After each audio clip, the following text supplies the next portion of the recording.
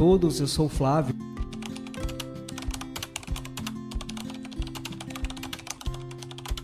Eu quero dar as boas-vindas nas comemorações dos 15 anos da Igreja Bethesda Brasília, em nossa série de podcasts Quem é Jesus para você. Esse é o nosso segundo episódio e vamos conversar sobre a vida com Jesus em meio à adversidade. Primeiramente eu vou ler um texto que tem tudo a ver com o nosso episódio de hoje. Davi foi um homem que tinha o coração conforme o coração de Deus. Foi ungido rei de Israel, mas antes e depois de assumir o trono, passou por muitas e severas adversidades. Suas orações e canções compostas em sua jornada com Deus estão registradas no livro dos Salmos. Em uma delas, Davi declara: "O Senhor é refúgio para os oprimidos, uma torre segura na hora da adversidade. Os que conhecem o teu nome confiam em ti, pois tu, Senhor, jamais abandonas os que te buscam." Salmo 9, versículos 9 e 10. Na conversa de hoje, convidamos duas discípulas de Jesus que, mesmo em meio às adversidades, não desistiram da caminhada com o Mestre. Ao contrário, na intimidade com Ele, encontraram forças para vencer. Temos aqui conosco a Carol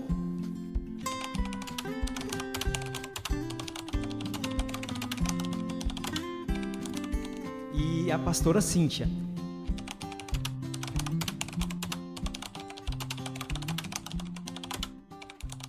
que gentilmente aceitaram o convite para compartilhar suas histórias e experiências. Sejam muito bem-vindas. Obrigada, boa noite. Boa noite, que honra, que alegria. E que tema, né, Carol? É verdade. Vamos lá, coração aqui vibrando. Tá bom. Então, eu queria começar fazendo a primeira pergunta para vocês. Como foi o início da caminhada de vocês com Jesus? Começa, Carol. Bom, os meus pais se converteram, eu tinha por volta de 6 anos de idade, né? Entre 6 e 7 anos de idade. Mas antes disso, a minha tia, uma tia minha que o Senhor chamou e deu uma missão para ela de ganhar minha família para Jesus, tia Jandira.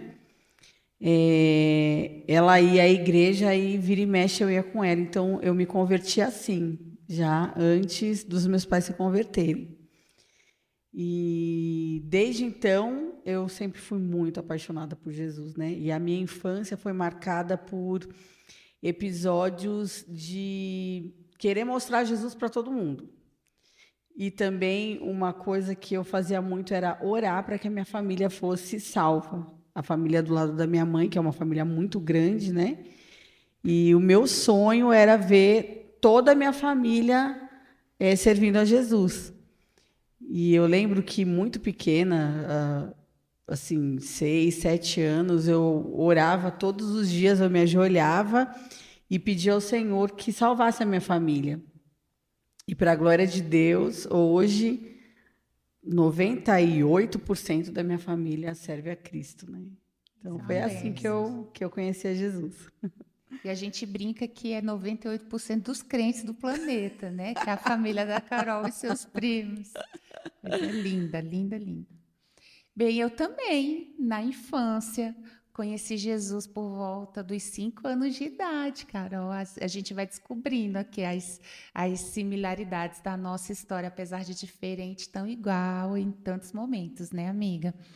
Eu fui para a igreja, a princípio, convidada por amiguinhas minhas da vizinhança, na casa da minha avó. Vovó já era uma serva do Senhor desde que eu nasci, então não tinha muitos anos também de caminhada com Jesus. A vovó, ela aceitou Jesus, foi quando eu nasci, se converteu, começou a servir ao Senhor, e eu, com 5 anos, sempre na casa da minha avó, observando a vovó, mas algo foi fundamental. Eu fui convidada pelas vizinhas da vovó e que tinham crianças também que brincavam comigo na rua o dia inteiro, na época que criança podia brincar o dia inteiro na rua, e falou assim, no meio das férias: Hoje a gente não vai ficar o dia todo na rua porque a gente tem uma escola bíblica de férias para ir. Vamos com a gente, Cíntia. E eu penso, gente, olho para as nossas crianças, os meus filhos com 5 anos parecem tão bebezões, né? E eu já tinha até programação. E eu fui para essa escola bíblica de férias e a minha vida nunca mais foi a mesma. Eu me lembro de entrar naquele lugar, naquela igreja presbiteriana lá no Gama, os balões, a decoração, tudo era muito lindo, muito festivo, muito alegre, muitas crianças. Eu vi que ia ter brincadeiras, já tinha os presentes separados. Mas tudo mudou quando aquela moça que estava à frente de todas as crianças abriu a Bíblia e começou a falar. Até a Jennifer está aqui hoje comigo na entrevista, a minha Bíblia da vida inteira, porque certamente o Senhor falou comigo ali por meio da sua palavra, e eu nunca mais fui a mesma. Alguns anos depois, minha mãe também rendeu o coração dela, a vida dela a Jesus, mas o meu lar nunca foi um lar cristão de ir para a igreja servir juntos. Eu sempre tive a minha vida deslocada do meu núcleo familiar. Eu ia com amigas, eu ia com vizinhos para a igreja e assim fui crescendo. E isso me trouxe uma responsabilidade que eu notei também na história da Carol, de logo que se percebeu, o discípulo de Jesus, a necessidade de orar pela família, uma criança ainda tão pequena, tão jovem, né? E isso também ardia no meu coração. Como eu gostaria de ter os meus pais indo juntos para a igreja, todo mundo junto, algo que às vezes é tão normal, tão cotidiano, corriqueiro, para a gente aqui na comunidade, né? Isso é um privilégio. Crianças é um tesouro. É verdade. Parece que a gente cresce antes, né, amiga? A gente fica madura antes do tempo, não, mas como o Senhor permitiu que fosse na nossa vida, isso trouxe uma maturidade na caminhada com o Senhor, Flavinho, eu creio. A gente muito cedo entendeu o que era seguir Jesus, que nem sempre seriam flores, né, Carol? Estamos aqui no tema bomba da série. Histórias. É isso aí. Que bom.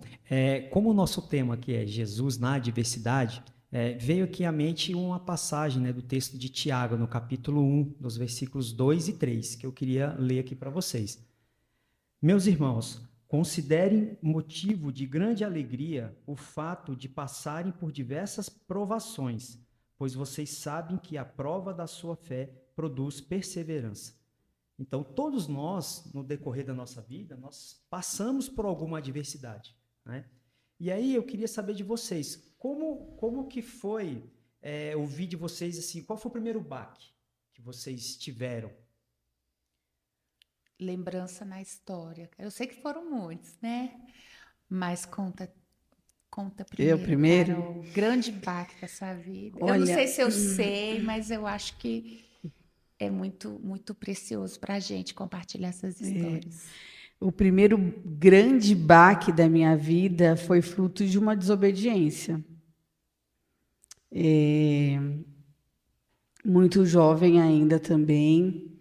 Eu me envolvi com um rapaz e, mesmo amando muito a Jesus naquele momento, né, às vezes naquela adolescência, mudando ali para a juventude, a gente se encanta com coisas que não deveríamos nos encantar, né? Porque a gente já tem um bem maior.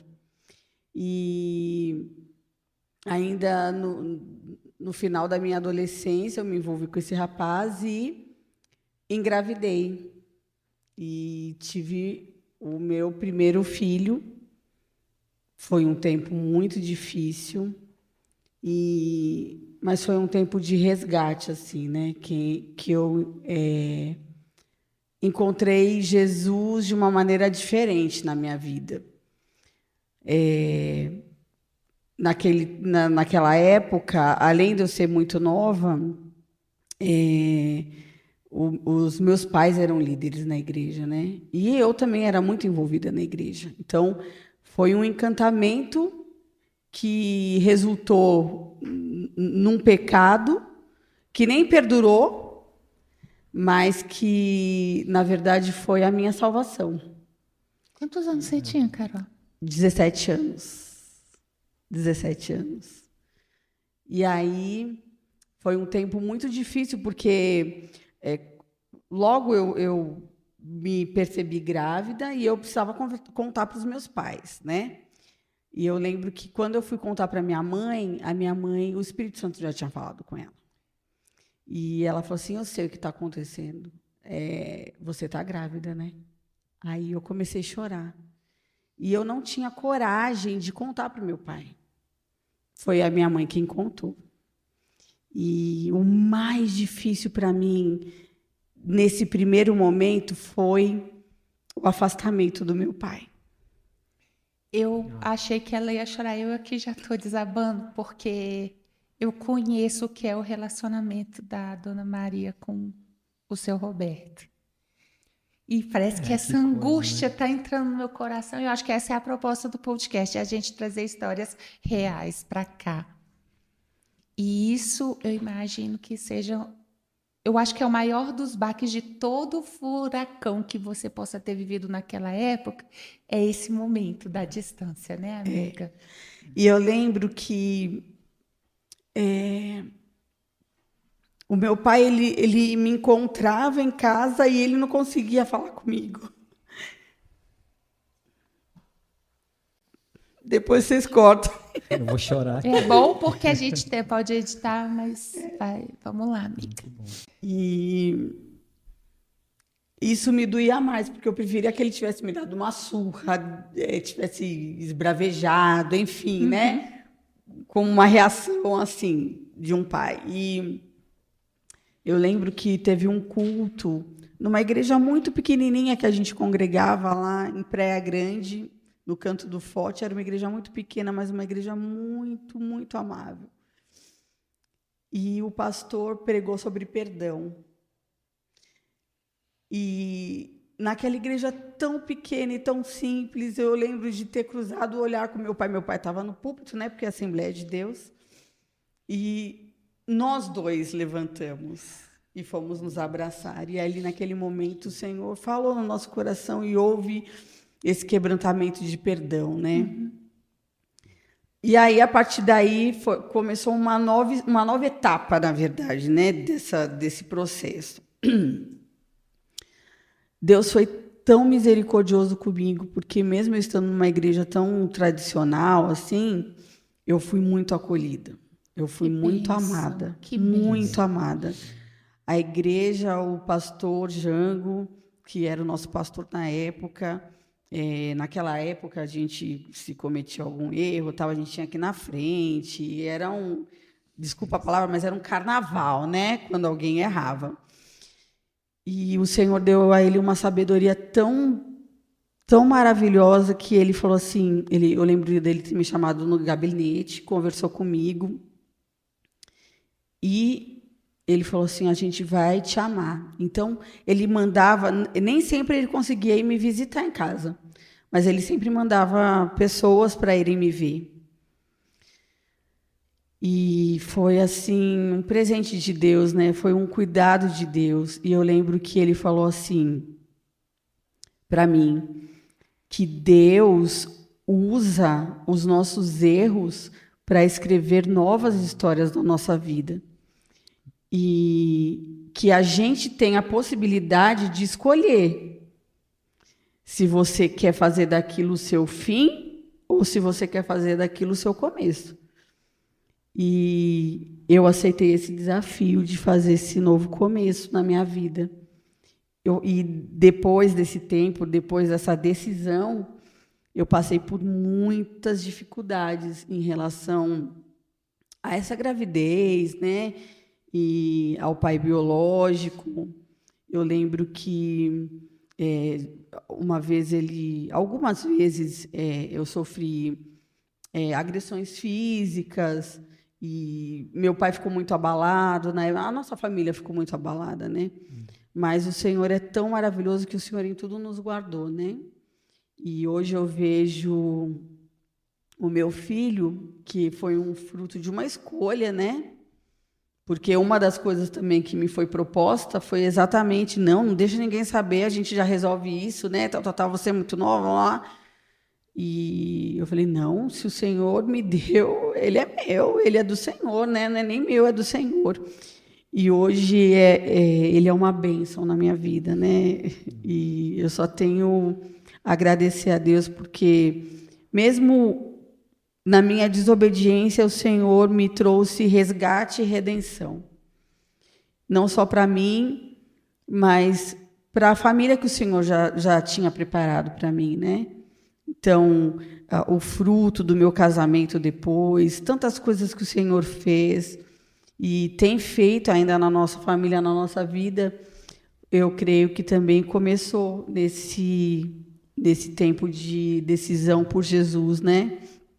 De retomar essa minha caminhada com Ele. Que bom. O primeiro grande baque que eu posso trazer, queridos, foi logo que eu me converti, ou seja, eu não tinha 6 anos de vida ainda. Naquele mesmo ano, eu fui atropelada chegando na escola. Eu morava ali no setor sul do Gama e meu pai sempre me deixava na porta da escola. E naquele dia o carro pifou e ele saiu, começou a mexer no motor e ficou chateado. E nisso passavam umas moças já adolescentes que moravam na nossa rua. Aí falaram, ô, seu Reinaldo, tá precisando de ajuda? Aí ele, eu acho que eu vou mexer aqui, eu vou ligar para o mecânico. Minha preocupação é que a Cíntia está na hora da escola. Não, a gente está subindo para a escola, era uma escola grande, tinha desde os pequenininhos até as maiores, né? Ela vai com a gente. E eu fui andando com as meninas. Só que muito afoita, né? Depois eu, às vezes, fico estranhando. Por que a Débora é tão agitada, né? É fácil jogar a culpa no Rodrigo, mas eu também era muito agitada. Não me lembro como nem porque eu simplesmente disparei na frente delas para atravessar a rua. Tinha um ônibus parado, as pessoas estavam descendo do ônibus e eu fui. Eu não vi. Que é uma regra de trânsito básica, né? Você não pode, quando um carro grande, um ônibus, um caminhão está parado, você não está vendo que está vindo. Então, eu não lembro muito bem o que foi, né? Por muitos anos, eu nem tocava no assunto. Quando a gente está na rua, no trânsito, ou numa rodovia, numa estrada, que tem atropelamento, que tem uma moto parada com alguém jogado no chão, eu não olho. Né? E o Rodrigo sempre me apoiou muito nisso. É algo muito traumático para mim, porque aquele atropelamento, a maior dor não foi nem o depois que aconteceu, mas foi ali na hora. Foi muito violento. Eu fui atropelada e eu me lembro quando eu abri os olhos, escorrendo sangue pelo meu rosto, o rosto do homem que me atropelou. Ele mexeu comigo com o pé para ver se eu estava viva. E eu despertei e comecei a chorar. Chama meu pai, me ajuda. E ele levantou, foi embora, entrou no carro e fugiu. Aquilo ali mudou minha vida. Eu nunca mais fui a mesma. Pedir ajuda para alguém e ter ajuda negada marcou a minha vida de uma maneira tão profunda que até quando eu me casei eu tinha dificuldade de lidar com isso. Mas eu já tinha Jesus. E eu me agarrei ao meu Senhor em todo aquele momento. Eu lembro mais ou menos eu no hospital. Foi a primeira vez que eu vi a minha mãe chorar na vida. Foi quando ela entrou me procurando, me viu, me pegou no colo. Eu não era mais pega no colo, eu já tinha 5 anos. E eu fiquei muito machucada. Eu passei meses no hospital. Eu tenho marcas até hoje. E quando eu voltei para casa, eu sempre falava com Deus, né? Mas eu voltei para casa, meu irmão ainda era pequeno, se eu tinha 5 anos, o Sandro tinha 3, ele não lembra muito disso, ele ficava brincando no quintal, ficava muito deitada, muitas dores ainda, e o meu rosto ficou muito desfigurado. Mas teve um dia que eu levantei da cama e vi que tinha criança brincando na rua. E minha mãe falou, você quer ir brincar? Vai brincar, é bom você tomar um solzinho.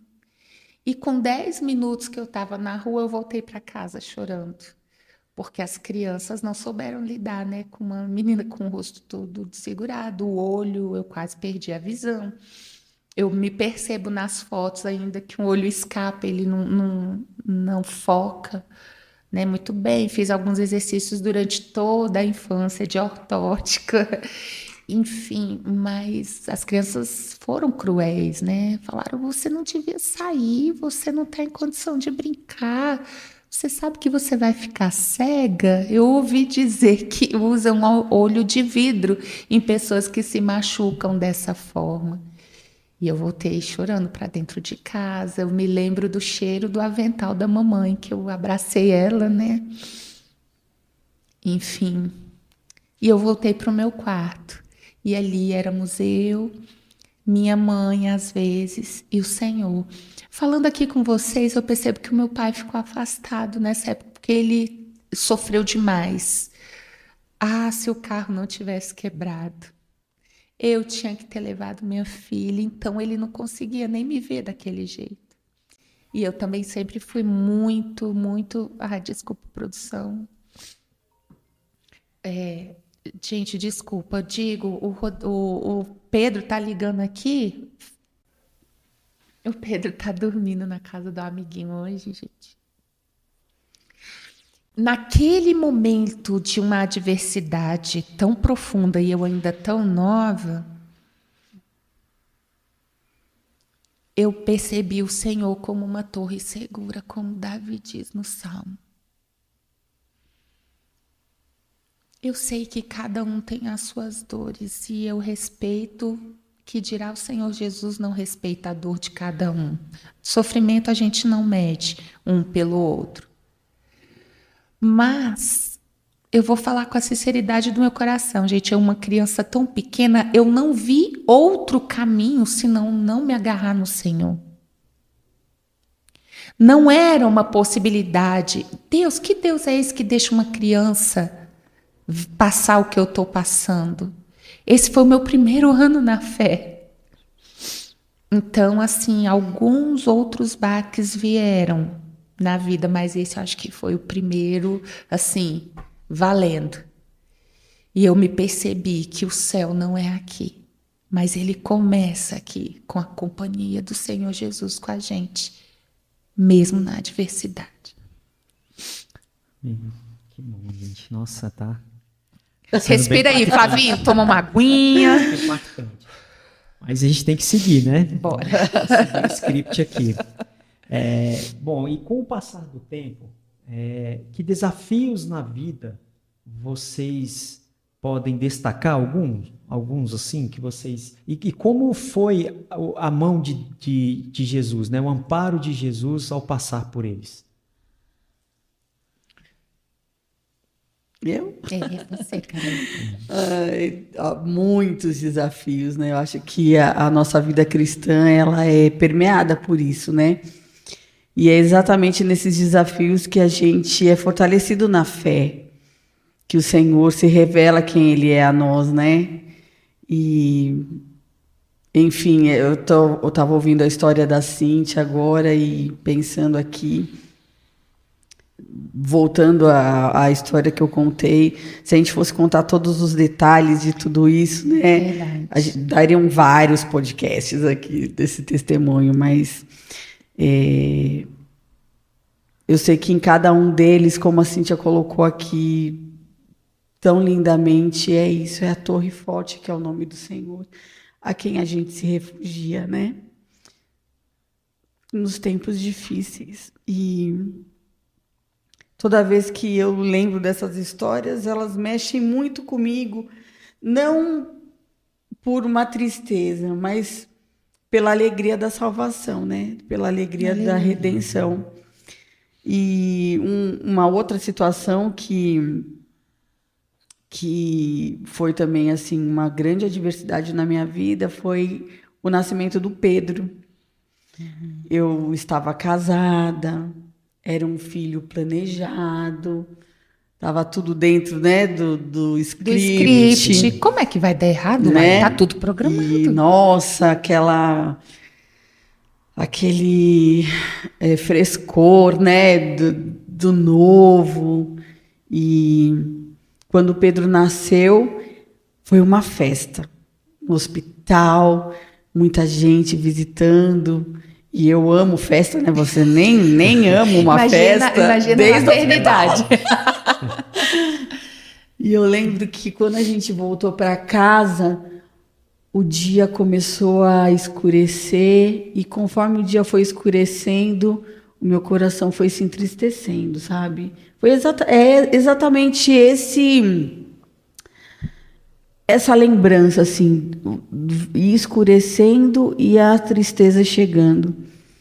E foram quase 4 meses, assim, muito difíceis. E eu falava assim, Deus, por quê? No tempo melhor, com tudo programado, sonhado, e eu vivi isso. E eu tive tantas oportunidades de passar por uma depressão, mas agora que está tudo maravilhoso, né? Como assim? E eu lembro que eu parecia uma doida, sabe? As pessoas iam me visitar e eu andava descabelada e pela casa pingando leite.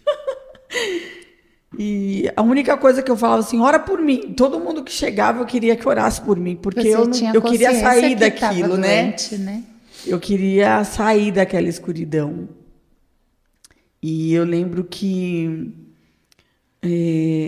o Adriano o Senhor dotou ele de um amor e uma paciência assim, né, comigo, minha mãe também, meus pais.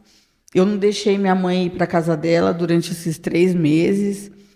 E por mais que minha casa estivesse cheia de gente, se um deles não estivesse, é como se eu estivesse sozinha, sabe? E eu lembro que o Adriano chegava em casa, eu sentava no colo dele, eu chorava e ele chorava junto comigo. E foi um tempo assim bem complicado. E quando eu fui no psiquiatra, né, para poder tratar a depressão, aí ele explicou que isso é muito recorrente, né, quando até hormonal, né, não pode estar. E que algumas mulheres acabam tendo esse período de depressão mesmo, né, que daí precisa de medicação, foi o meu caso, né, e também de terapia, enfim, de acompanhamento. E ele também acolheu o João e o Adriano nesse processo, né, de terapia e de tratamento.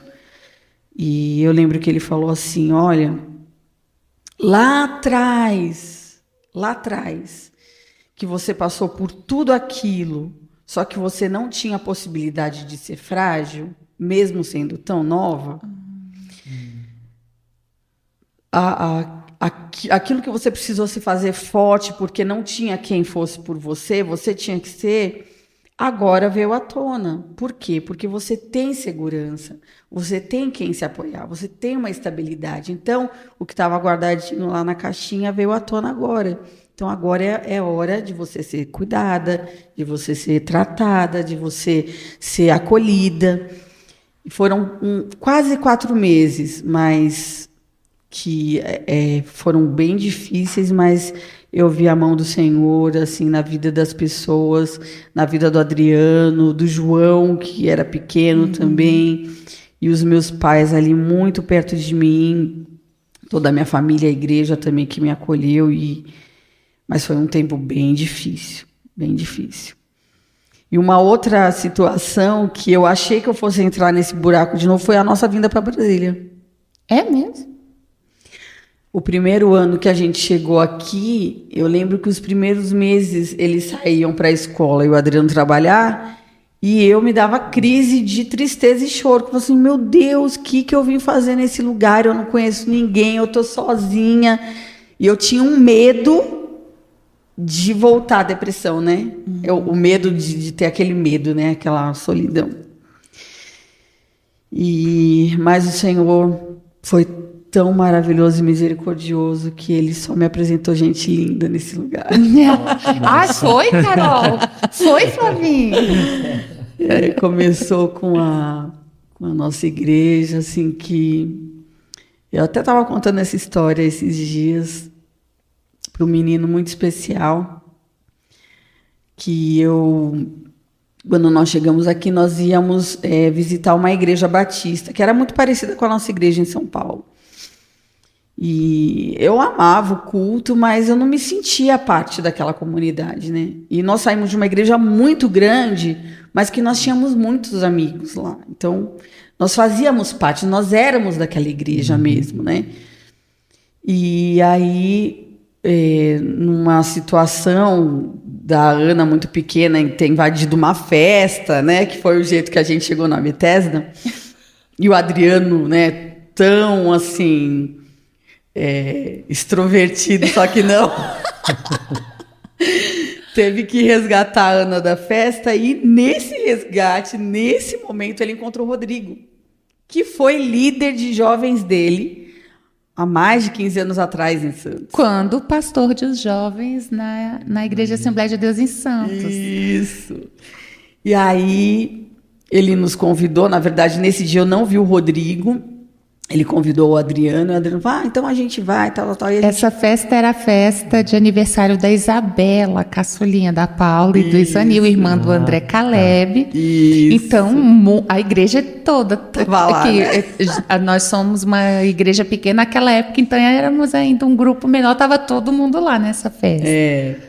E aí, quando nós chegamos na igreja... ali ainda na 702, 703, estava tendo um café da manhã. E aí eu me senti assim, eu cheguei em casa, sabe? Cheguei em casa. É esse o sentimento. E aí, apesar da eu ter sentido isso, eu ainda me preocupava com o João, né? Porque já adolescente, a igreja não tinha ninguém da idade dele. Verdade. Mas aí o Senhor também, de novo, a misericórdia dele, né? Que não tem fim. Ele conheceu um grupo de meninos, na verdade, um menino específico, que depois fez parte da minha vida e faz parte da minha vida até hoje. E aí o João começou a se envolver com esse menino e participar das células. O nome dele é João, também xará do meu João. E aí Deus foi escrevendo lindas histórias assim pra gente aqui em Brasília, através da nossa comunidade, através desse projeto, através desses meninos, sabe? Então, a diversidade que nos leva, que nos dá um peso de glória, né? É isso.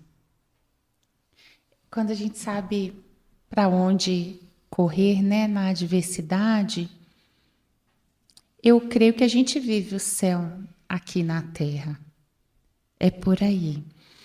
Eu cresci, muitas outras adversidades vieram, Flavinho, algumas, né? Em todas as etapas da minha vida. Eu fui marcada muito na minha adolescência, quando eu fui me transformando na juventude, você vai adultecendo, né?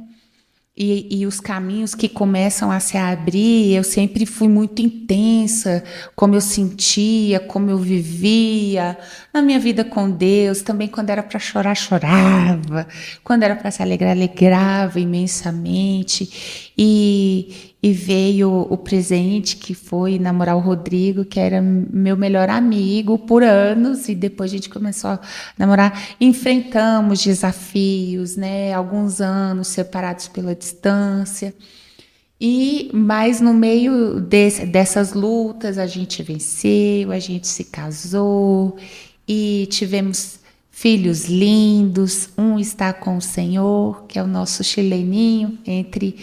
Entre o Pedro e a Débora, nós perdemos um, mas o Senhor nos visitou com sua bondade. E essa igreja amada que nós temos o privilégio de servir, mais que tudo, a gente sempre brinca entre nós, quando falamos com os irmãos que vão chegando, olha, a gente está aqui, o nosso papel é não atrapalhar a sua caminhada com o Senhor. Então, os filhos nascidos, Débora já com 1 aninho, igreja, né, se desenvolvendo, caminhando, todos vocês já estavam aqui. os meus sintomas de asma começaram a ficar incontroláveis com a medicação, né? O Hugo brinca que a gente tem um projeto de depois contar os testemunhos na íntegra, né? As histórias merecem ser ouvidas na íntegra. Aí ele brincou que a minha vai ser as minhas 3 ressurreições, né? E eu tenho mais uma para contar para vocês. Quando eu comecei a não respirar mais direito, mesmo usando todas as minhas bombinhas, um dia eu deixei as crianças com o Rodrigo num domingo à noite, que era o dia que ele estava em casa, uma época de muito trabalho, ele viajando muito. Ele, não, querido, mas eu vou te levar no hospital. Eu falei, não, meu bem, com essas crianças nós vamos de galera para o hospital, fica aí com eles, eu vou sozinha. Eu fui muito bem atendida no hospital, fizeram um check-up na emergência. E aí, quando eu retornei para a médica, depois de ficar no soro, no oxigênio, melhorar, tinha também infecção de garganta, já era época da estiagem chegando, então, os sintomas, assim, naturais que eu sempre tive, mas não estava sarando mais, né? E aí, quando ela começou a me devolver os exames, ela falou assim, e esse nódulo, né, no seu seio, você acompanhou? Já, meu Deus. Olha aí, não, isso aqui... Aí eu falei, me lembrei. Há alguns anos atrás, já tinha aparecido nas imagens de radiografia pulmonar, uma mancha no meu pulmão, mas, na verdade, era um vaso sanguíneo dilatado. Então, isso era como se fosse... fisiologicamente uma verruga, uma coisa assim que não faz nada de mal, mas era para acompanhar. O Rodrigo começou a namorar comigo, indo comigo para exame médico, justamente para investigar essa mancha no pulmão. Tadinho, primeiro batismo dele, assim, primeira semana de namoro era indo comigo para a clínica fazer exame.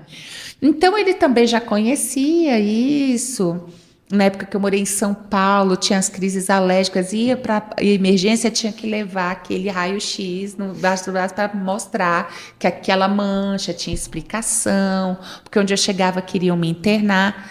Mas naquele dia, aquela manchinha que tinha alguns milímetros e que com o passar dos anos aumentava 2 milímetros, na hora que a médica me passou o exame radiográfico, eu vi ela estava igual um limão.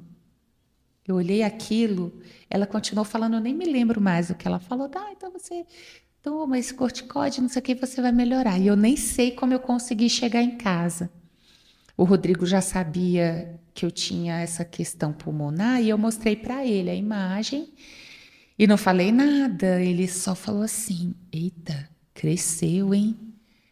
E aí a gente partiu para investigar o que era, o que poderia ser aquela formação no meu pulmão, e a gente foi no pior prognóstico possível, né? Fomos direto no Sírio-Libanês, na oncologia, e consegui, pelo convênio, ficar no hospital ao lado para fazer os exames. Depois de um fim de semana muito dolorido, de pegar acesso pela jugular, porque eu já não tinha veia nenhuma, estava muito desidratada e fiz exames. O oncologista que nos atendeu, ele falou, olha, felizmente você não vai ser minha paciente, isso não é um câncer, mas é algo que inspira cuidados, é um fato raro. O que aconteceu é que aquele pequeno vaso sanguíneo que você tinha, dilatando-se com o passar dos anos, por algum motivo, provavelmente as gestações, que o fluxo sanguíneo aumenta, tal, esse vaso cresceu até bater numa artéria e formar uma fístula arteriovenosa, esse coágulo. E ele está roubando oxigênio. Né? Nas aulas de ciência, a gente aprende do fluxo sanguíneo, que vem o sangue com o gás carbônico, depois filtra e vai com oxigênio. E o oxigênio não estava chegando onde devia chegar. E eu estava passando muito mal. Isso foi em maio de 2017. Esse caminho até eu ser operada em outubro de 2017, né? De março para outubro. Então, 7 meses de muita adversidade. Porque eu estava com um coágulo crescendo dentro de mim, que os médicos não sabiam dizer o que era, todos queriam estudar o meu caso. E eu passando mal, e eu com uma bebê de 1 ano em casa, os meninos, e foi um caminhar muito dolorido, porque eu senti a paz, Por um tempo, a primeira fase da doença, o meu desespero era olhar para as crianças, para o Rodrigo, que pirou, e eu pensava, meu Deus, como eles vão ficar? Né? E isso me tirava a paz. Até que ia aqui as minhas irmãs, minhas amigas, orando comigo, não apenas orando por mim, mas orando comigo, e foram meu sustento. E desses momentos de oração, o Senhor falou muito claramente comigo. Minha filha, quando você achou que era você que tomava conta deles? E aquilo ali foi muito forte para mim compreender aquilo. A gente fala das coisas de Deus, mas quando a gente precisa viver nessa outra dimensão, que quem não conhece Jesus, e eu lamento muito por isso, que eu não sei como essas pessoas aguentam viver a vida normal. Serem casadas, criarem filhos, passarem por problemas, sem o aconchego da presença do nosso Mestre. Mas a adversidade vem e erroneamente, muitas das vezes a gente pensa errado, que porque a gente tem Jesus, ele não vai deixar a gente ter problema. Isso é um erro muito, muito severo. As pessoas não compreenderam que a gente não segue um gênio da lâmpada, a gente não segue o Papai Noel, que se a gente se comporta, a gente ganha presente e vai tudo bem. Mas ele está conosco em todos os momentos. E foram 7 meses bem difíceis. Algumas noites angustiantes. A saturação, quando estourou a pandemia, anos depois, eu já sabia tudo aquilo. O que era saturação, o que era máscara VNI, eu já tinha passado por tudo aquilo, né? Mas, enfim, fica para uma outra hora os detalhes dessa história, até que no dia 17 de outubro de 2017, eu passei por cirurgia, o coágulo já estava com 10 centímetros de diâmetro dentro de mim, a ponto de explodir a qualquer momento. Eu sabia disso, mas parece que eu estava anestesiada. Quando eu chorava para o Senhor, eu saía dali do meu quarto anestesiada. Eu cuidava das crianças conforme eu conseguia. Eu vivi na adversidade a oportunidade de ter ajuda. Aquela ajuda que lá no meu atropelamento eu aprendi que eu não deveria pedir para ninguém, para não esperar a ajuda de ninguém. Eu não precisei nem pedir. O meu Senhor era gente chegando em casa para dar banho nas minhas crianças, para levar comida. Os meus pais já são idosos. O meu irmão com filho pequeno também. Se a Débora tinha 1 ano, o caçula dele tinha poucos meses. Então, assim, a minha comunidade de fé me abraçou, me carregou no colo, levou meus filhos para a escola. Teve gente que levava meus filhos para casa, passava fim de semana com eles lá. E eu ficava caçando ar dentro daquela casa. E eu digo, vai viajar, vai fazer as coisas. A gente precisa estar vivendo, as crianças precisam ver a gente vivendo. E tinha momentos de eu estar sozinha ali naquele apartamento, sem falar, porque para mim era melhor ficar sozinha, porque eu não precisava falar. Falar me requeria muito fôlego, né? Então, tomar banho, falar, eu já não falava, esperando. Ou o Senhor me levar, ou essa cirurgia sair, porque os médicos estudaram várias formas. E no caminho para decidir que forma seria, eu tive que fazer um procedimento. E assim, muita gente poderia falar assim, é falta de sorte, essa menina é azarada. Eu ouvi até de gente crente que eu precisava me benzer.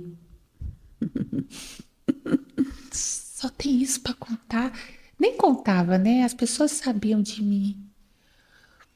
Numa delas, eu tive que ir lá para o Hospital do Gama fazer uma angiomiografia, se eu não me engano, não me lembro mais o nome desse procedimento. É como se fosse um cateterismo, para os médicos entenderem a evolução do coágulo. E nesse dia de adversidade, de com força, Teve 2 nesses 7 meses esperando a cirurgia. Um foi o dia que eu fiz um exame que nasceu nos infernos, chamado gasometria. É você, Satanás. É você, Satanás, como diria lá a bruxa do 71. Aquilo não existe, não, gente. Eu falava pro Rodrigo, eu faço outra cirurgia do pulmão, mas eu não faço aquele exame. Porque, assim, às vezes Satanás exagera. Foi muito terrível o dia que eu fiz aquele exame. Eu lembro muito do abraço gostoso da Adrizinha, quando eu cheguei em casa com o braço já ficando preto, do derramamento daquilo. Enfim.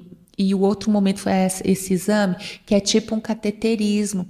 Mas eles precisavam ver, os meus médicos, a minha resposta, como é que eu estava respirando. E se eles me sedassem para fazer esse exame, eu ia dormir, eles não iam ter resposta do tipo, segura o ar para a gente poder ver a imagem, solta o ar. E aí eu lembro, são olhares que passam pela vida da gente que a gente não esquece, né? O jeito que o Rodrigo me olhou no altar quando a gente se casou, o olhar dos meus filhos para mim quando eu os amamentava, e o olhar do meu médico naquele dia, ele olhou no meu olho e falou assim, eu preciso de você comigo. Eu não posso te anestesiar, senão você não vai responder. Você aguenta? Falei, aguento. Perguntei para Jesus primeiro, Senhor, fica comigo.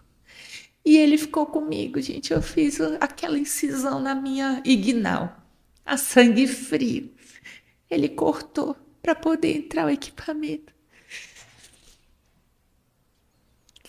E assim, para quem já ouviu falar de fibromialgia, acho que entende que é uma síndrome dolorosa, né? Então, uma coisa que para você é assim, na fibromialgia parece que você perfurou, coisa tão corte, é sangue frio assim. Eu falei, depois disso, acho que o que vier vai dar certo. E depois daquilo, aí ele foi fazendo os exames, injetando contraste em mim, o médico angiologista. Até que apareceu pleno lá no telão do centro cirúrgico, o meu coração batendo e o coágulo batendo do lado. Parecia 2 corações enormes. E aí o olhar do outro médico, o doutor Chimenez, falou assim, minha filha, nós vamos te operar. E vai ser logo. Ou seja, o plano de saúde tem os seus trâmites burocráticos. Ele já tinha me prevenido de me pegar e me levar para o hospital de base, uma emergência que tivesse uma mesa para me operar. E aí, mas graças a Deus eu fui operada dentro do meu plano de saúde. Teve as tensões, foi passeio de buggy com emoção. Não saía, saiu, fui operada. Uma cirurgia que nos foi avisado que demoraria tanto tempo, demorou 5 vezes mais o tempo, e o Rodrigo sem ter notícia, foi bem intenso. Fui para UTI, fui para casa, cheguei em casa andando, porque o Rodrigo estava no culto, e ele mandou um táxi me buscar para eu ir para a igreja. Eu falei, cara, tá doido? Parecendo baile de Halloween, eu chegar toda cheia de hematoma na igreja, eu fui para casa. Mas ele correu com as crianças, chegou quase que junto com o táxi, né, com flores para entrar comigo, e foi uma bênção. Mas depois de 15 dias eu tive que voltar para o hospital, porque o líquido que o meu corpo gerou era muito e não tinha mais pulmão para absorver. Eu perdi uma parte do meu pulmão na cirurgia, junto com o coágulo foi embora uma parte do meu pulmão. E eu tive que voltar para o hospital. E é nisso que eu quero concluir essa parte aqui, porque algumas adversidades eram depois, mas essa daqui foi muito emblemática. Eu estava no hospital, né? Minhas crianças em casa com o Rodrigo, tudo aquilo de novo, e era muito líquido. E eu fazendo a VNI. VNI foi um instrumento, uma máscara que na pandemia todo mundo ficou conhecendo, que era aquela máscara forte, né? Ficava naquilo o dia inteiro e fazendo a fisioterapia respiratória para poder fugir de uma nova cirurgia. E num dia eu estava lá com a VNI no talo, já tinha feito os exercícios da manhã e o meu médico foi lá me examinar. E aí ele saiu. Quando ele voltou no quarto, eu estava na VNI, ele já voltou todo paramentado, com a touquinha, a roupa de centro cirúrgico, só não estava com a mão assim, que ele ainda ia lavar. Ele voltou, a porta era assim, a minha cama e a porta do quarto. Ele entrou, já veio, e ele falou no meu ouvido, porque aqui era da máscara, né? Eu não conseguia falar. Ele falou no meu ouvido. Minha filha, porque ele tem idade para ser meu avô, minha filha, é muito líquido. Nós vamos ter que te operar de novo hoje. Nós vamos ter que subir com você para o centro cirúrgico. E eu só fiz assim para ele. Aí ele, então você termina esse procedimento, a minha equipe vai vir te buscar para subir com você para o centro cirúrgico. Aí eu fiz que sim. Aí ele saiu. E nessa hora eu virei para a parede. Eu me lembro que a cama era bem encostadinha na parede, eu virei, e eu mirei um ponto igual a gente vê aqui da parede. Eu vi uma rachadura lá naquela parede, eu me firmei naquela parede. E eu chorei amargamente, como eu não tinha chorado ainda. Falei assim, então, Senhor, tudo de novo. Porque eu me lembrava da UTI. Quando eu fiquei com um dreno, e aquele dreno, conforme eu respirava, batia na pleura, era uma dor tão alucinante que eu clamava por morfina já na reta final. E o médico falou assim, se você parar de sentir dor, a gente vai te perder. Se eu te der a morfina que você está me pedindo, a gente vai te perder. Eu preciso que você fique acordada, sentindo dor.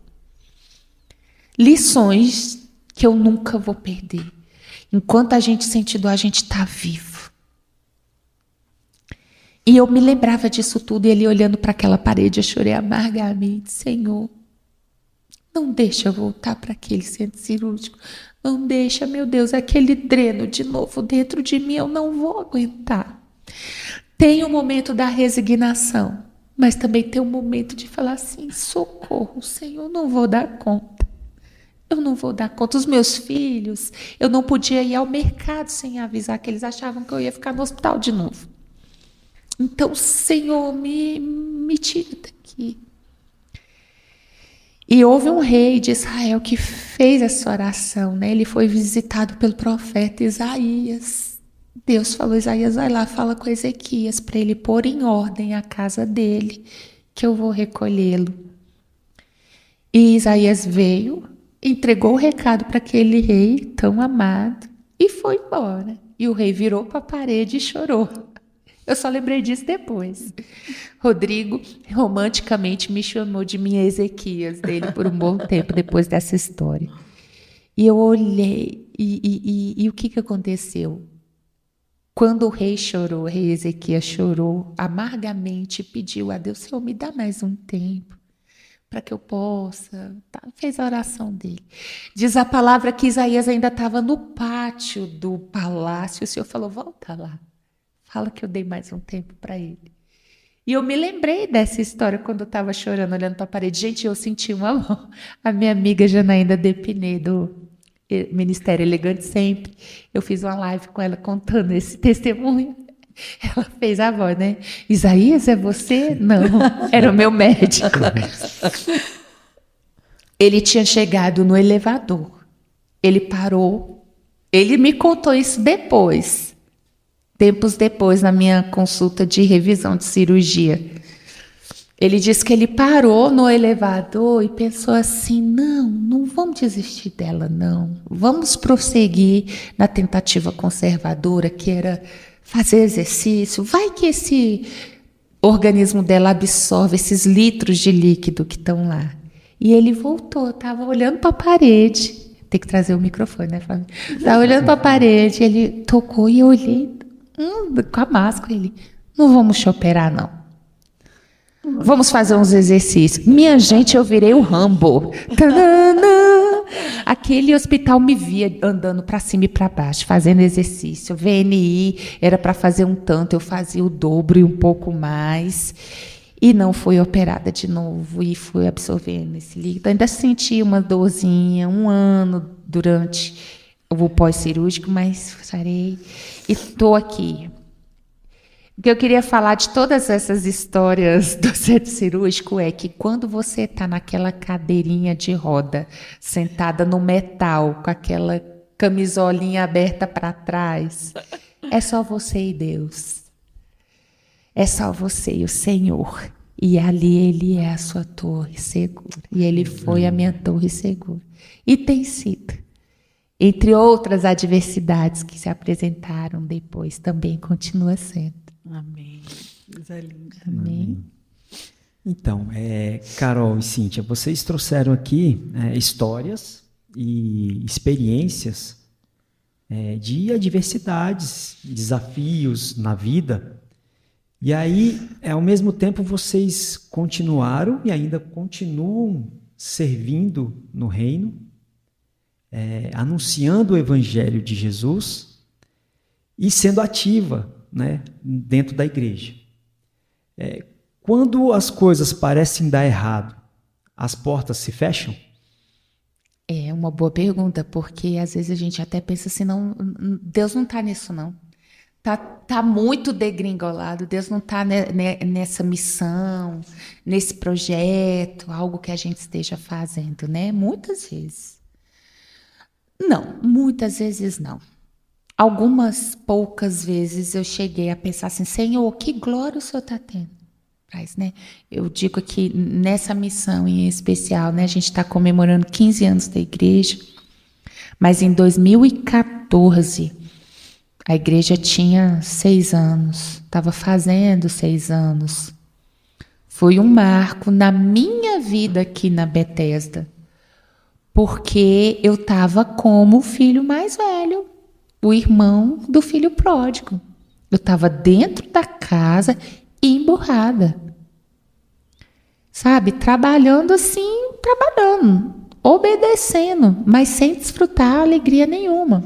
A igreja começou na minha casa, não é nada romântico, gente. Meu marido trabalhava fora, noutra cidade.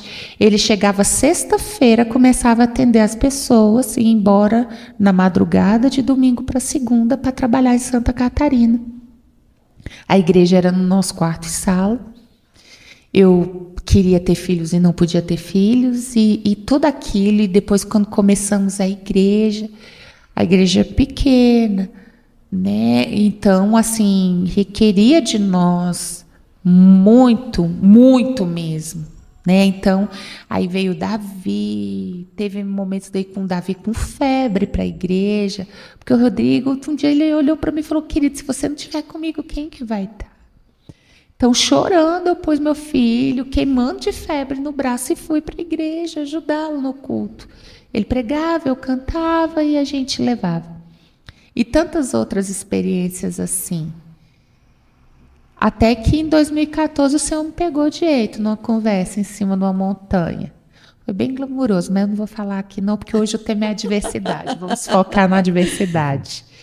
O Senhor falou comigo. Quer dizer que você acha que você está servindo o Rodrigo naquela obra que eu coloquei nas mãos de vocês. Né? Foi um tranco que eu tomei ali. E eu creio que meu coração mudou em relação a essa igreja naquele dia. Eu já tinha Davi, já tinha o Pedro, já tinha perdido meu terceiro bebê, já estava vivendo outras fases na minha vida profissional, né? Tocando o barco, mas em relação ao serviço. Quando eu pensava, Deus não tem glória nisso não, eu não estou conseguindo cuidar nem de mim, nem da minha família. Um monte de gente, ninguém quer fazer nada. Meu filho, se você pudesse pegar esses holofotes e colocar aqui dentro do meu coração, como o meu Jesus faz, talvez você não me achasse tão legal. Mas Jesus não desistiu de mim. E me deu a oportunidade de rever meus caminhos. E de 2014 para cá eu comecei a viver uma nova história dentro da Bethesda. Senhor, é para ti. Eu estou com as crianças, eu estou cantando. As pessoas vêm para a igreja. Um monte de crente velho que não quer saber de compromisso com Deus. Eu comecei a clamar a Deus. Senhor, eu quero amar meus irmãos. Eu quero amar meus irmãos. Eu não posso mensurar o sofrimento de ninguém. Algo que para mim não está doendo, às vezes está derrubando meu irmão lá na casa dele. Comecei a orar pelos meus irmãos, minhas irmãs. E o Senhor começou a mudar o meu coração. Não mudou, não veio muita gente trabalhar, não veio mudanças, a gente continua a vida. Mas o meu coração ficou muito mais leve. Mas o Senhor, como vai sempre além do que a gente pede ou pensa, um pouquinho antes da pandemia, o Senhor falou claramente ao meu ouvido. Eu estava em missão, estava pregando lá no Valparaíso, num culto. E no final, não, nesse dia eu nem preguei, eu fui convidada por uma amiga para estar com ela. Era uma reunião que ela fazia com as mulheres. Ela falou, por que você não faz também? Começa a reunir as mulheres na igreja que o Senhor te confiou. Ela é pastora também. Pastora Regina, um beijo. Ela falou, reúne mulheres como no jardim, reúna as rosas da sua igreja. E eu já reunia isso foi bem antes. E aí eu estava de volta num chá das rosas dela, já tinha o nosso chá das rosas aqui já há alguns anos. Eu já estava com o coração bem mais leve.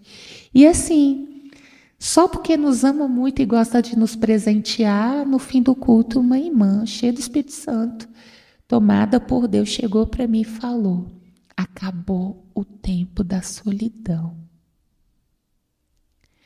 Eu estou levantando mulheres para caminhar com você. Você não vai mais caminhar sozinha. E uma delas está aqui hoje. Carol já era da igreja, já estava aqui. A gente já se dava super bem, virou irmã na hora, de carne, de sangue, porque ela é o Rodrigo. Todo mundo sabe disso, né? Quem olha para o Rodrigo vê Carol, quem olha para o Carol vê Rodrigo. São irmãos, com a mesma alma preciosa. Então, a gente já era muito amiga. Mas não só, Carol, como sempre, com o seu coração no Senhor para servir. O meu coração mudou. Você falou assim, agora você não vai deixar mais a Carol sozinha. E foi no meio da pandemia, assim mesmo. Eu doente. A gente ficou muito doente lá em casa com Covid, antes de ter vacina. E assim, a gente ficou igual Elias na caverna, os corvos mais lindos do universo, chamado Bethesda Brasília, levavam comidinha pra gente, água de coco na porta, só aparecia, colocava a cabeça na janela assim, obrigada, Adriano, pela água de coco e tal. E depois daquilo, orando, alguns meses depois, agradecendo a Deus, e o Senhor falou claramente comigo, você vai grudar na Carol para onde ela for. E minha vida mudou nesse último ano, porque a mulher anda. Quando você vê, ela já está em outro lugar e eu tento correr atrás dela junto. E o Senhor tem nos levado para outro patamar, né, amiga? De intimidade com Deus e uma com a outra. Então, partilhar as lágrimas com ela hoje aqui está sendo muito especial para mim. Muitas adversidades. Ela já tem chorado comigo algumas, assim, que eu confidencio, abro o coração. Amiga, como nós vamos fazer? Nós vamos orar e o Senhor vai dar. E Ele tem dado escape de todas as adversidades, que só nos fazem amá-lo mais, entender que enquanto a gente está aqui, a gente tem que marchar. É certo que provas virão, já cantou Armando Filho, né? Investidas do vil tentador, mas nenhuma condenação há para aquele que está em ti, querido Jesus, porque o Senhor nos dá vitória em todas as adversidades. A gente não sucumbe, a gente só levanta mais feliz e serelepe, né, amiga? Eu estava falando sobre esse jardim e eu me lembrei de uma reunião de oração de quarta-feira, que a minha mãe tinha tido um sonho. Ah, a irmã Maria Clara estava aqui em Brasília, né? E a Lu Pellegrinelli, esposa do Flavinho, a líder da oração de quarta-feira, foi com as meninas lá para o terraço, né? Para sua casa. E ela sonhou com um jardim de flores delicadíssimas e flores muito lindas e diferentes. Diferentes mesmo. Raras. Porque eu nunca vi tanta gente diferente por metro quadrado como existe aqui. E esse é um mistério. Raras. O que ela enfatizou muito isso, que eram flores raras. E elas eram tão delicadas. Depois eu vou pedir para ela contar esse sonho de novo. Que o vento passava e parecia que elas dançavam, assim. Carinho do Senhor. Viram, rosas? Viu, florzinhas? Vocês são raras e preciosas. Glória a Deus. Essa caminhada com Jesus tem sido muito especial aqui em Brasília, né? Tem 8 anos que nós chegamos aqui. Já, meu Deus, 8 anos. 8 anos que nós chegamos em Brasília. E, como eu contei, né, no começo, o Senhor nos apresentou a Betesda, a nossa família, a nossa casa, para tomar o café da manhã. E logo depois também o Senhor nos apresentou o João, no cuidado com o meu João também. E a gente viveu coisas incríveis em Jesus. Assim, fora da nossa comunidade de fé, porém, todo o tempo a nossa comunidade de fé estava atrelada a isso, né? Então, a gente começou o projeto, e além do projeto também nós fazemos reuniões de discipulado, de estudo da palavra, de discutir sobre textos bíblicos ou sobre algumas curiosidades e anseios que aqueles jovens tinham. E sempre foi um tempo tão especial, assim como o Senhor fez coisas lindas, né? E isso foi tão, tão maravilhoso que cresceu e tomou uma proporção que a gente não conseguia mais dar conta, né? E aí o Senhor falou, Carol, apesar de eu ter dado essa visão para um menino, ele está agora com outras responsabilidades, então agora você continua aí, né? No começo eu fiquei chateada, foi uma adversidade para mim. E eu até já conversei isso com ele, com outros, né, que faziam parte desse processo também. E até pedi perdão, porque a obra não é de ninguém, né? A obra é do Senhor. Como as coisas ficam mais leves quando a gente entende isso, que não são sobre pessoas. Sim. Né, sobre quem e o mais lindo disso é que a obra é dele e ele nos convida a fazer parte disso. Ele nos dá a oportunidade, para nós é um privilégio, né? Servir a Deus. Tem até uma ilustração que um missionário costuma dizer, e eu ouvi isso no Perspectivas, que fala assim que Deus é como um pai que convida o seu filho para lavar o carro. Ele tem certeza, o pai tem certeza que o filho vai muito mais atrapalhar do que ajudar. Mas o prazer do pai em estar com o filho junto naquela missão de lavar o carro é muito maior. O filho vai fazer lambança, né? Pois mas é. Quer estar junto. Mas a alegria do pai é muito maior de estar com o filho. E é assim que o Senhor nos convida, né? A gente faz muito mais besteira e atrapalha do que a gente de fato ajuda. Então é um grande privilégio de Deus, né? Um grande privilégio para nós sermos convidados pelo Senhor.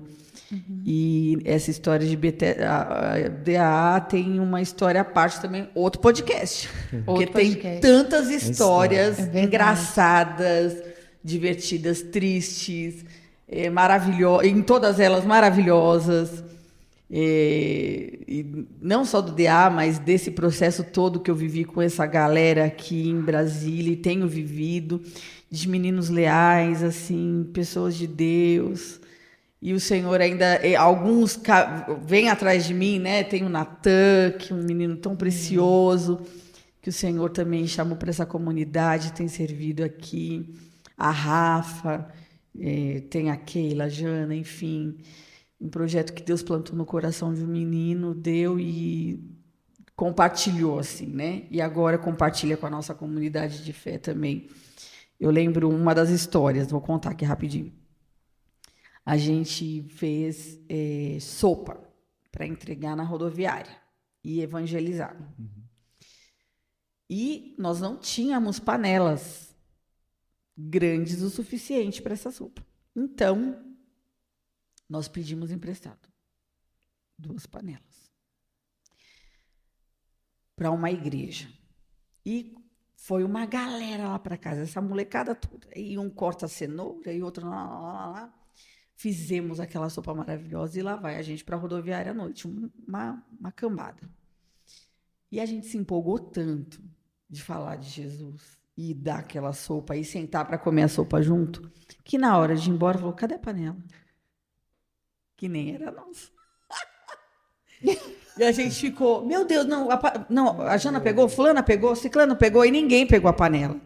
Conclusão, roubaram a panela, as 2. Com a sopa? Ah, já tinha acabado, né? Já tinha acabado.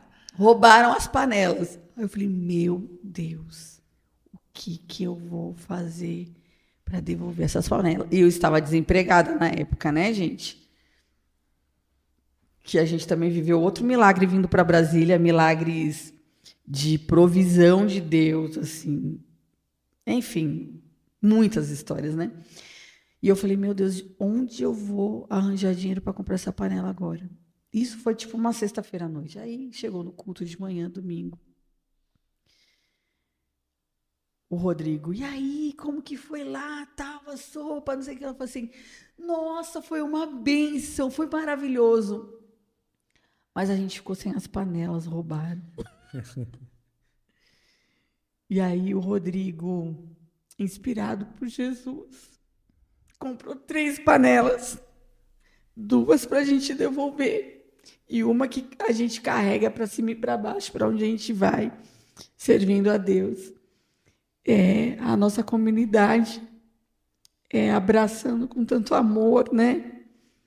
Durante todos esses anos tem servido junto ali, em parceria, não só financeiramente, não só caminhando junto e indo, e cantando, e louvando, intercedendo, mas orando por esses meninos, orando pelas pessoas com quem a gente vai se encontrar, né, e levar o amor de Deus. Enfim, nossa comunidade sempre compartilhando o amor de Deus também dentro da visão que Deus deu para esse menino. Histórias de DA. Nossa. Olha, o nosso episódio está chegando ao fim.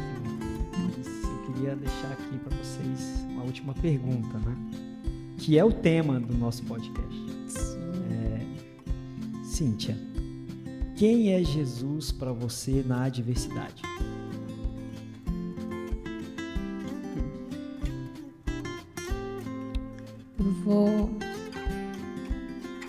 Eu vou me inspirar nas palavras do Roger, que teve aqui no episódio passado, que me tocaram muito sobre Jesus durante toda a nossa vida, né? Em toda a minha vida eu tive adversidade. Jesus foi aquele que não me deixou desistir da vida quando eu era tão pequena e sofri um acidente tão sério. Ele foi a minha companhia mais presente. Eu lembro que de todas as orações que eu fiz e que Ele me atendeu tão mansa e amorosamente, uma em especial não tem como eu me esquecer. Eu me sentia muito sozinho e eu lembro dos curativos naquela fase do acidente, doía muito ainda, os machucados, e eu lembro eu juntando as mãozinhas falando assim: Jesus, por favor, não deixa a minha vovó ir embora enquanto eu tô aqui deitada nessa cama. Que a minha vovó Antônia Aires, ela fez 94 anos no mês retrasado. E é a minha melhor amiga.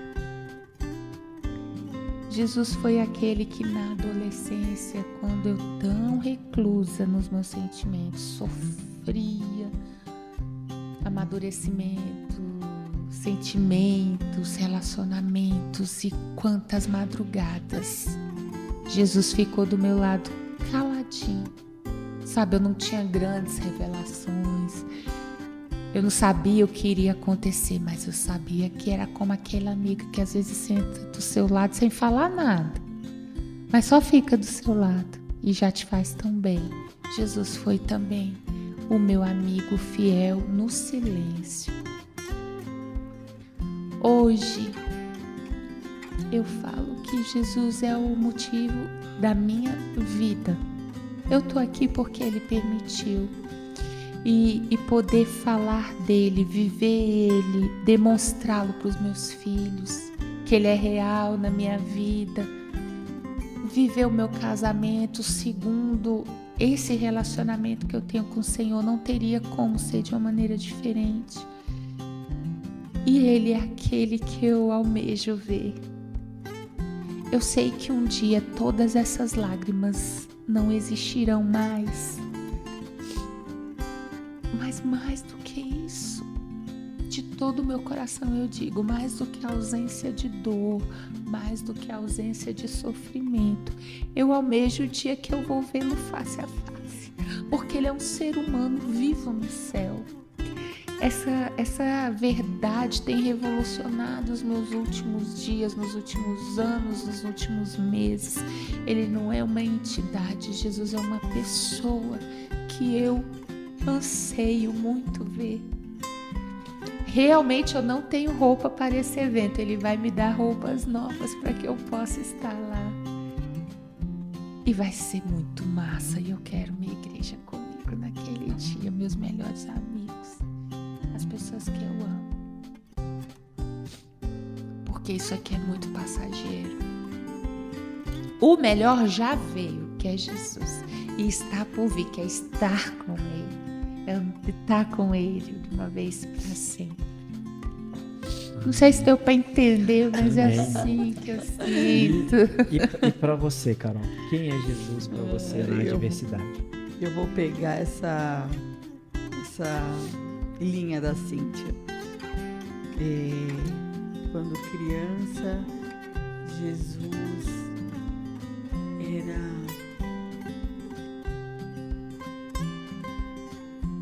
era tudo para mim. Ele era tudo a ponto de eu querer que todo mundo tivesse ele, né? Depois, na minha adolescência e no tempo difícil, ele foi a minha salvação, o meu resgate. Na criação dos meus filhos, e que ainda, né, acontece, mas em várias situações diferentes, ele foi o meu sábio companheiro, né? O meu guia, a minha torre forte, em quem eu depositei confiança.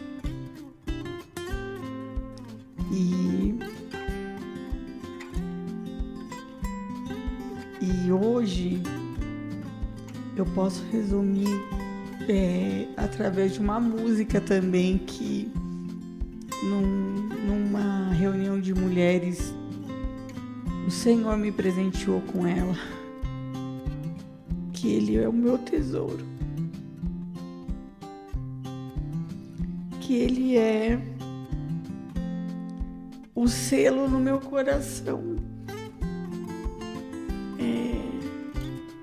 Ele é tudo para mim. E como a Cíntia falou, né? Do que adiantaria céu, ruas de ouro, né? Mar de cristal, rios de cristal, e uma casa, e uma coroa, e pedras na coroa, se não tivesse Jesus. Então, o nosso anseio é porque a gente vai até com Ele, né? Eu não sei como ele vai fazer para dar tanta atenção, mas é céu, ele é Deus, é com ele. Ele dá conta. Ele dá conta. Onipresente. E é isso, meu maior tesouro. Nossa, que bom ter você. Eu sinto bem impactado. Né?